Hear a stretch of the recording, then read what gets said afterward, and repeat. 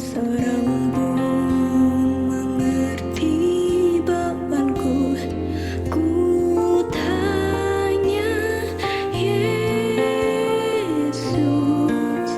apa yang harus ku buat?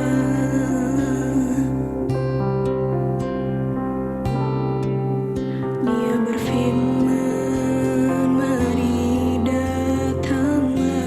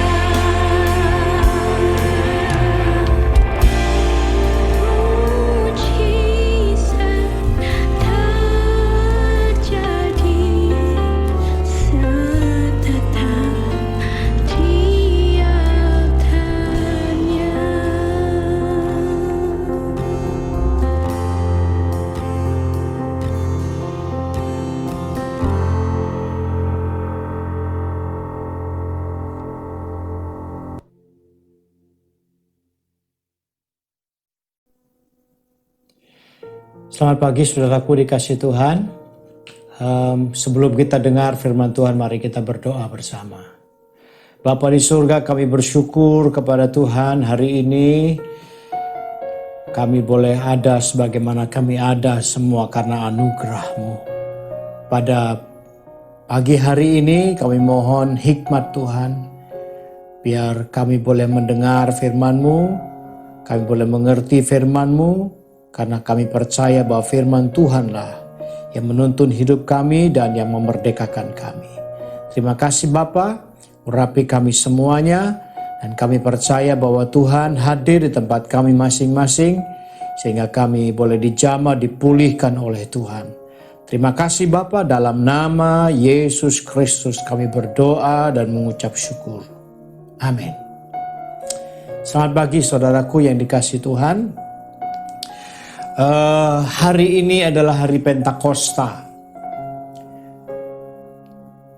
2000 tahun yang lalu Tuhan Yesus Bapa mencurahkan rohnya kepada kita semua, kepada gerejanya, sehingga gereja boleh ada sampai hari ini semua karena dituntun oleh Roh Kudus, dipimpin oleh Roh Kudus.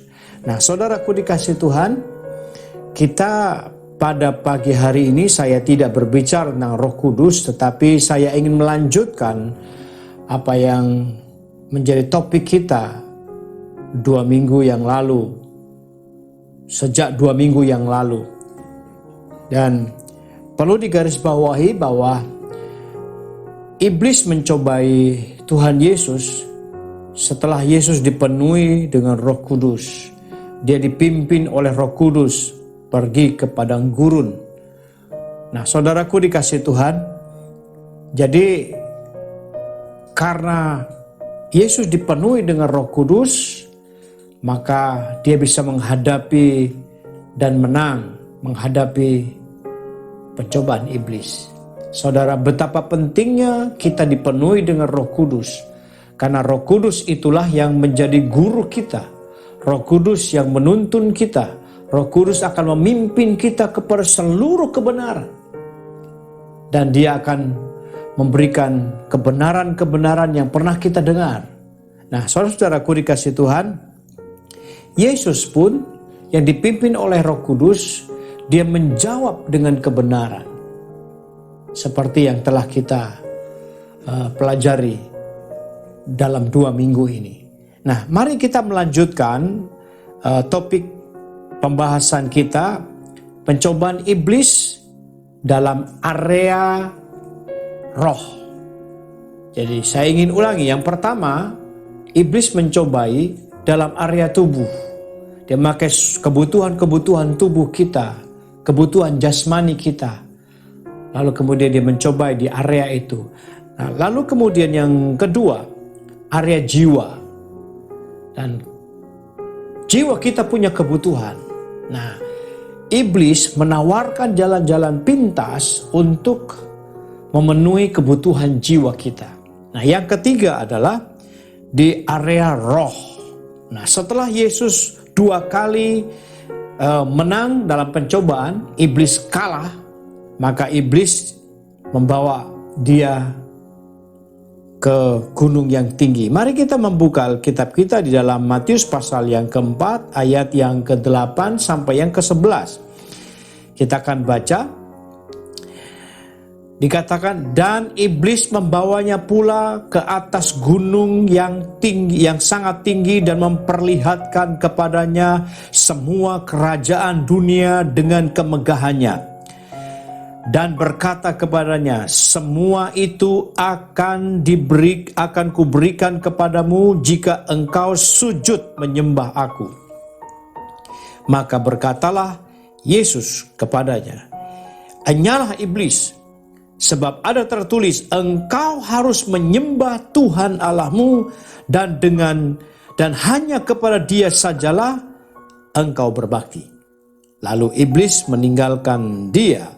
Dan lihatlah malaikat-malaikat datang melayani Yesus. Pencobaan yang ketiga ini, iblis tidak menawarkan kekayaan. Sekali lagi, iblis tidak menawarkan kekayaan. Iblis tidak menawarkan emas dan perak kepada Yesus Kristus. Sebab iblis tahu Yesus tidak memerlukan kekayaan, tidak perlu emas dan perak. Ia tahu bahwa Yesus punya kuasa untuk menjadikan batu jadi roti. Dan dia juga punya kuasa menjadikan batu jadi emas dan perak. Jadi iblis tidak menawarkan kekayaan kepada Tuhan Yesus. Karena Yesus tidak memerlukannya. Tetapi di dalam ayat yang ke-8 yang kita baca, mari kita ulangi lagi. Apa yang ditawarkan oleh iblis dikatakan, dan iblis membawanya pula ke atas gunung yang sangat tinggi dan memperlihatkan kepadanya semua kerajaan dunia dengan kemegahannya. Saudara-saudara, Alkitab berkata bahwa iblis memperlihatkan semua kerajaan dunia dengan kemegahannya. Bagi iblis terlalu kecil untuk menawarkan kekayaan emas dan perak kepada Yesus Kristus. Apalagi uang dan sebagainya. Iblis tahu hanya manusia bodoh saja yang menginginkan emas dan perak, kekayaan dunia ini. Dan ia bisa menawarkan kekayaan itu. Tetapi untuk menghadapi Yesus dia tidak menawarkan kekayaan. Tetapi dikatakan dia memperlihatkan kerajaan dunia dengan seluruh kemegahannya. Saudara, dia menawarkan kerajaan dunia dengan seluruh kemegahannya. Kenapa begitu? Karena kerajaan dunia yang ditawarkan itu berbicara tentang otoritas, berbicara tentang kekuasaan, berbicara tentang konstitusi, pengaturan atas seluruh bumi dan semua yang ada di dalamnya. Kerajaan-kerajaan yang ada di dalam dunia diperlihatkan oleh iblis dengan kemegahannya. Karena iblis punya kuasa atas mereka. Seluruh pemerintahan yang ada dalam dunia ini berada di bawah kekuasaan iblis. Di balik kekuasaan dunia ada iblis yang mengaturnya. Saudara, mengapa iblis menawarkan kerajaan dunia dengan seluruh kemegahannya? Pertama, seluruh dunia diciptakan oleh Allah dengan firman-Nya. Dan otoritas atas seluruh bumi ini diberikan kepada manusia oleh Tuhan.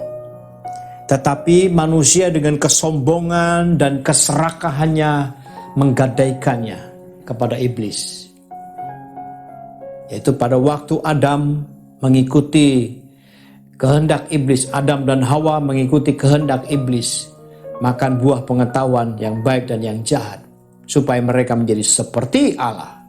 Mereka sombong, mereka serakah, lalu kemudian mereka jatuh dalam dosa.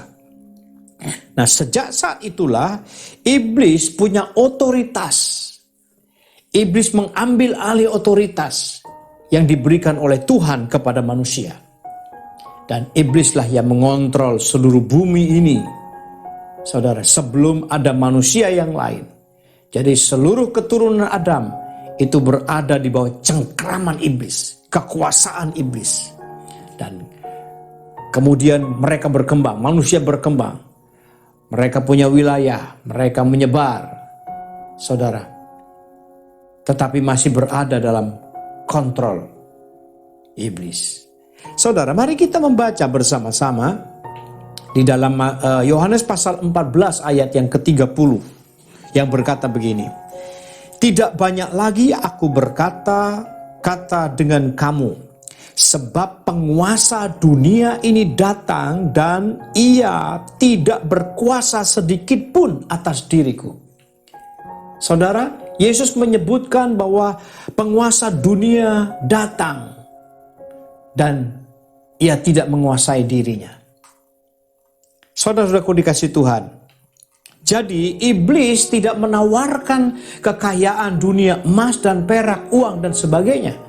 Tetapi dia menawarkan otoritas atas bumi ini yang berada dalam kerajaan-kerajaan itu.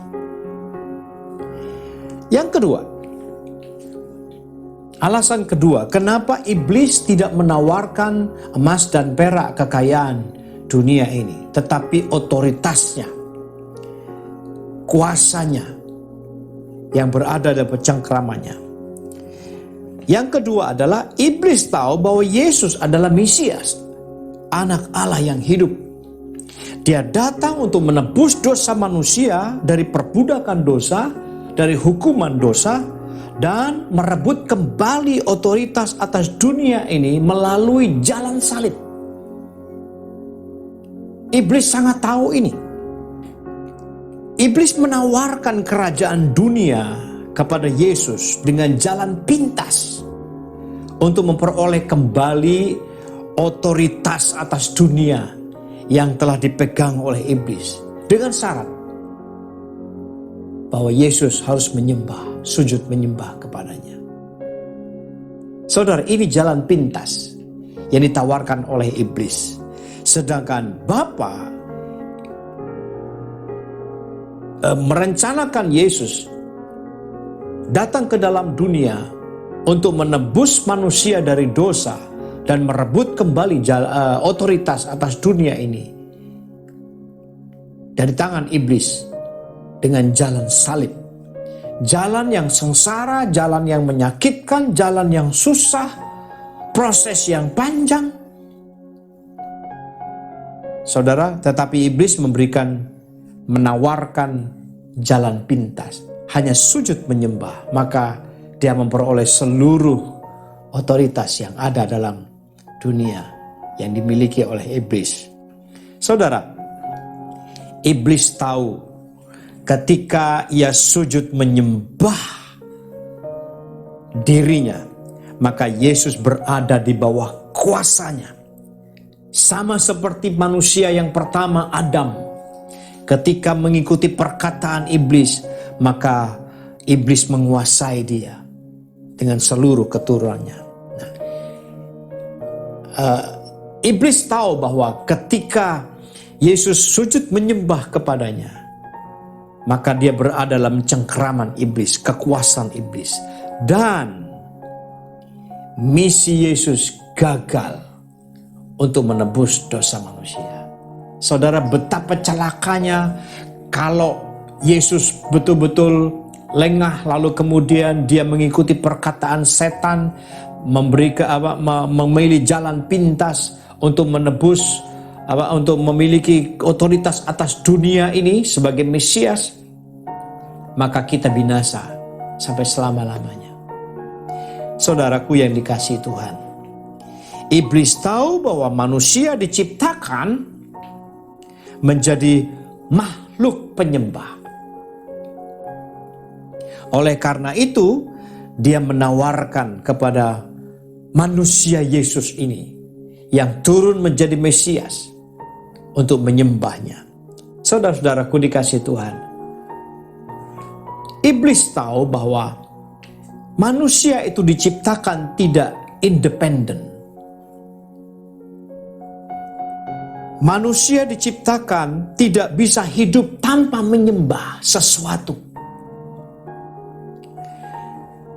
Jika manusia tidak menyembah Allah yang menciptakannya, maka manusia menyimpang dari rancangannya. Dan kalau manusia tidak menyembah Allah yang menciptakannya, maka dia menyembah iblis.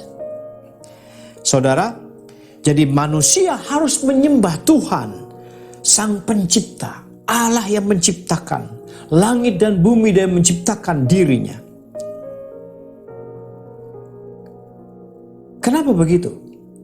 Karena dengan menyembah Allah, maka manusia mencapai puncak hidupnya yang sejati. Dengan menyembah Allah, manusia menemukan hidup yang sejati. Jadi iblis tahu ini, bahwa manusia tidak bisa tanpa menyembah. Karena diciptakan memang untuk menyembah Allah. Nah saudara, karena itu iblis ingin mengambil, merebut penyembahan manusia ini kepada Allah untuk dirinya sendiri. Saudara-saudaraku yang dikasihi Tuhan, waspadalah, iblis senantiasa mencobai kita dengan berbagai macam cara untuk memenuhi kebutuhan kita. Apakah itu kebutuhan jasmani, kebutuhan jiwa, dengan jalan pintas, dengan tujuan akhir supaya kita menyembah Dia. Dan kalau kita sempat menyembah Dia, maka kita berada di bawah cengkramannya. Saudara-saudaraku dikasihi Tuhan, memang iblis itu pandai untuk menipu. Karena dia tidak punya kuasa, dia akan menipu kita sampai kita menyembah Dia. Karena iblis tahu ketika manusia kita menyembah Dia, maka kita menemukan hidup yang sejati. Kita memiliki hidup,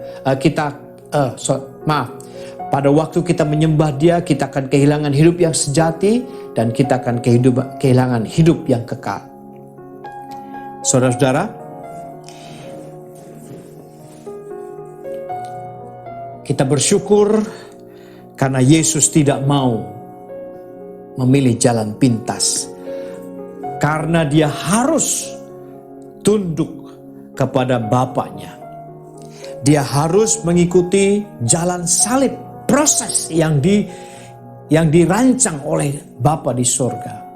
Untuk apa? Untuk menebus manusia dari dosa, menyelamatkan dari hukuman, dan merebut kembali otoritas atas dunia ini yang telah direbut oleh iblis dari tangan manusia. Saudara-saudaraku yang dikasihi Tuhan,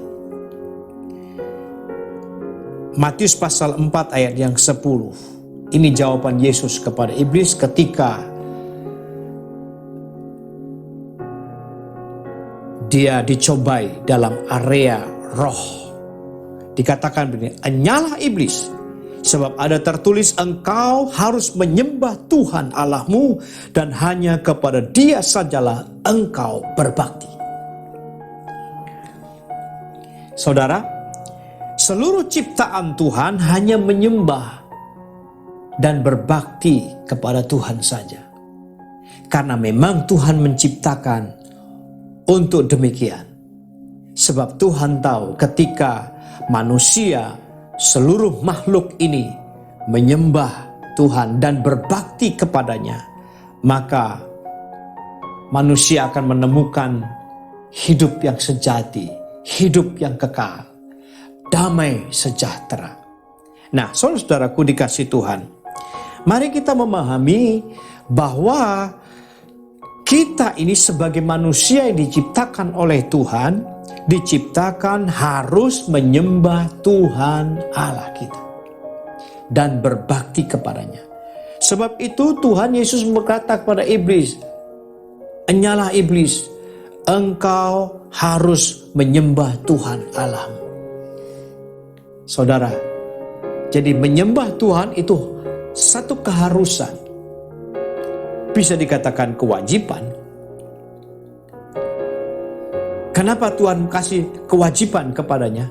Karena di dalam kewajiban itu ada hak. Yaitu ketika manusia menyembah Tuhan, maka manusia memiliki hak untuk hidup yang sejati. Saudara, istilah saya, ketika manusia menyembah Tuhan Allah sebagai pencipta, dia menemukan hidup yang sejati, hidup yang kekal. Nah, saudara-saudaraku yang dikasihi Tuhan, apa arti menyembah Tuhan? Menyembah Tuhan artinya menempatkan Tuhan pencipta sebagai Tuhan, sebagai yang utama, sebagai prioritas utama, lalu kemudian yang dihormati, yang menerima kasih, menerima pujian, menerima penyembahan, menerima yang terbaik dari manusia.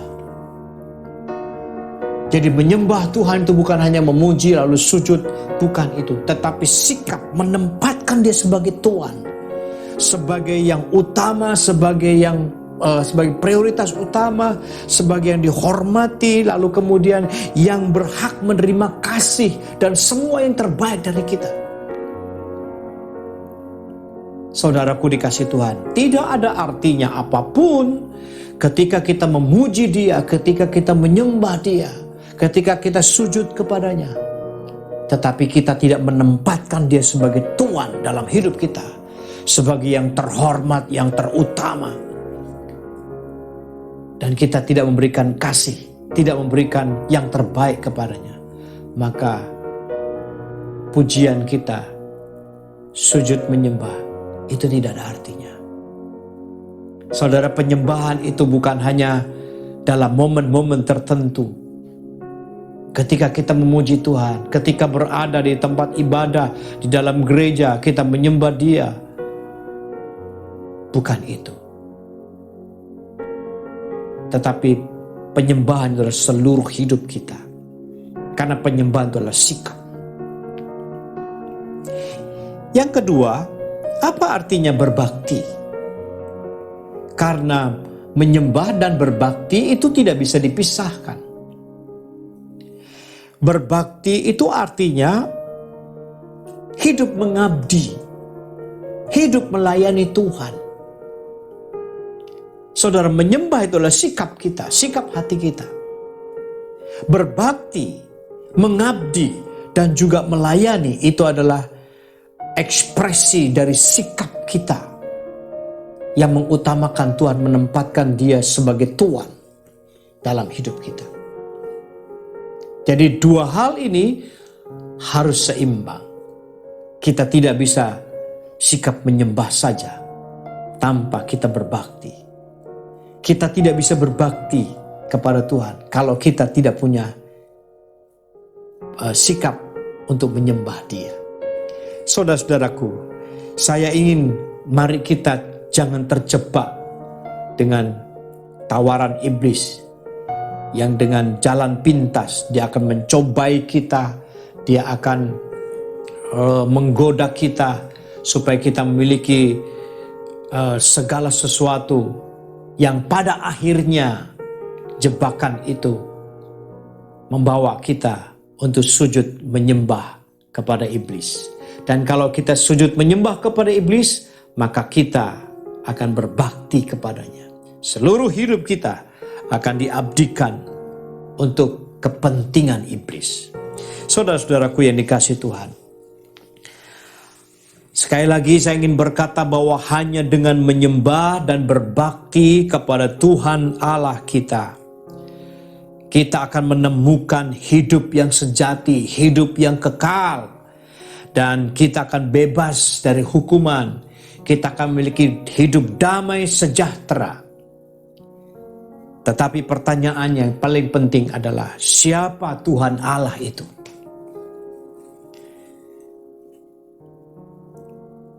Jangan sampai kita menyembah Tuhan Allah yang palsu, menyembah Tuhan Allah yang tidak sejati.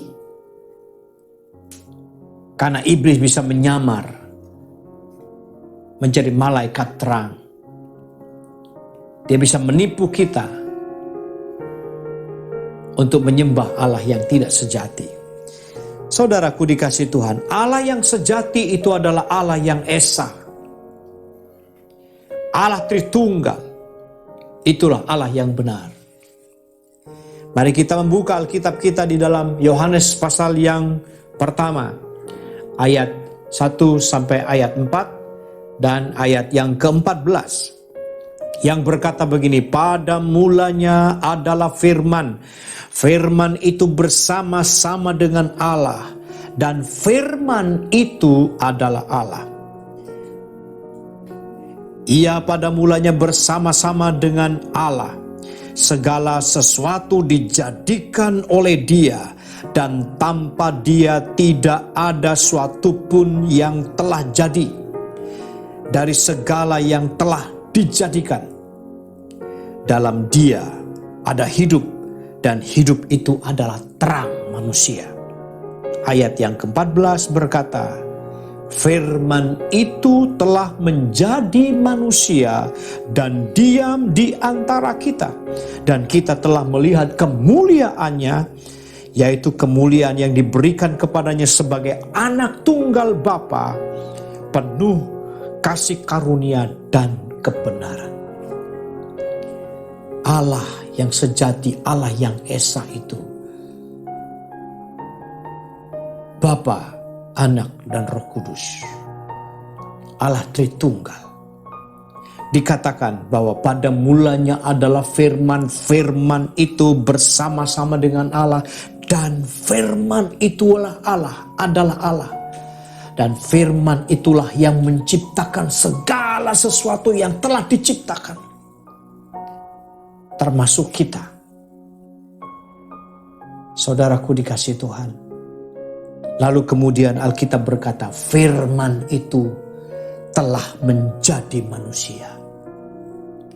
Saudara, firman yang telah menjadi manusia itu, itulah yang mengungkapkan Allah yang sejati. Allah yang tidak kelihatan, yang transenden. Dialah yang datang ke dalam dunia menjadi jalan. Lalu kemudian dialah yang menampakkan diri bahwa dialah Allah yang sejati. Jadi Allah yang sejati, yaitu Allah yang ada di dalam Yesus Kristus Tuhan yang kita kenal. Amin. Mari kita berdoa. Bapa di surga, terima kasih buat firman-Mu yang telah memberikan pencerahan kepada kami bahwa iblis mencobai kami senantiasa di area tubuh, di area jiwa, dan di area roh. Tuhan, ajar kami waspada, biar Roh Kudus mengajarkan kepada kami, membuat kami jeli, membuat kami selalu berjaga-jaga atas pencobaan yang dilancarkan oleh iblis dalam 3 area ini. Tuhan, kami menyadari bahwa kami punya kebutuhan tubuh dan jiwa kami. Jangan biarkan kami mengambil jalan pintas yang ditawarkan oleh iblis. Tetapi biar kami ikuti proses dari Tuhan. Dan kami percaya ketika kami ikuti kehendak Tuhan dalam prosesnya, kami akan menikmati apa yang kami butuhkan Tuhan. Kami percaya bahwa firman-Mu yang berkata, carilah dulu kerajaan Allah dan kebenarannya, maka semua akan ditambahkan kepadamu. Kami percaya ketika kami prioritaskan kerajaan Allah, ketika kami mengutamakan kerajaan Allah, yaitu menyembah Engkau, berbakti kepadamu, maka Engkau pasti memelihara kami, mencukupi segala kebutuhan kami. Tanamkan firman-Mu dalam hati kami Tuhan. Biar hanya Engkau yang kami sembah sepanjang umur hidup kami. Tuhan Allah di dalam Yesus Kristus yang telah menebus kami, menciptakan kami. Tuhan Yesus, terima kasih. Terpujilah nama-Mu. Engkau berkati seluruh anak-anak-Mu yang telah mendengar firman Tuhan ini. Biar Tuhan Roh Kudus yang membawa mereka kepada seluruh kebenaran, sehingga mereka hidup benar-benar merdeka di dalam Tuhan. Hidup yang sejati, menikmati damai sejahtera. Tuhan Yesus, berkati bangsa dan negara kami, berkati presiden kami.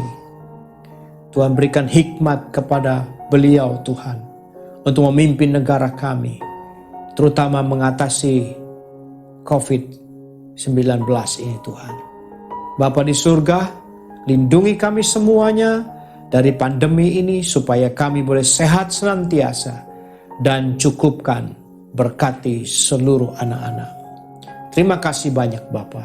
Terpujilah namamu sampai selama-lamanya. Saudara angkat tangan saudara, buka hati dan arahkan hati kepada Tuhan. Sebab Tuhan berjanji akan memberkati dan melindungi engkau. Tuhan akan menyinari engkau dengan wajahnya dan memberikan engkau kasih karunia. Tuhan menghadapkan wajahnya kepadamu dan memberikan engkau damai sejahtera. Terimalah berkat, rahmat, damai sejahtera dari Bapa di dalam naungan kasih sayangnya Yesus Kristus. Penyertaan, persekutuan, dan dengan kuat kuasa Roh Kudus menyertai engkau sampai Yesus datang kedua kali. Dalam nama Tuhan Yesus Kristus, Tuhan memberkati saudara semua. Amin.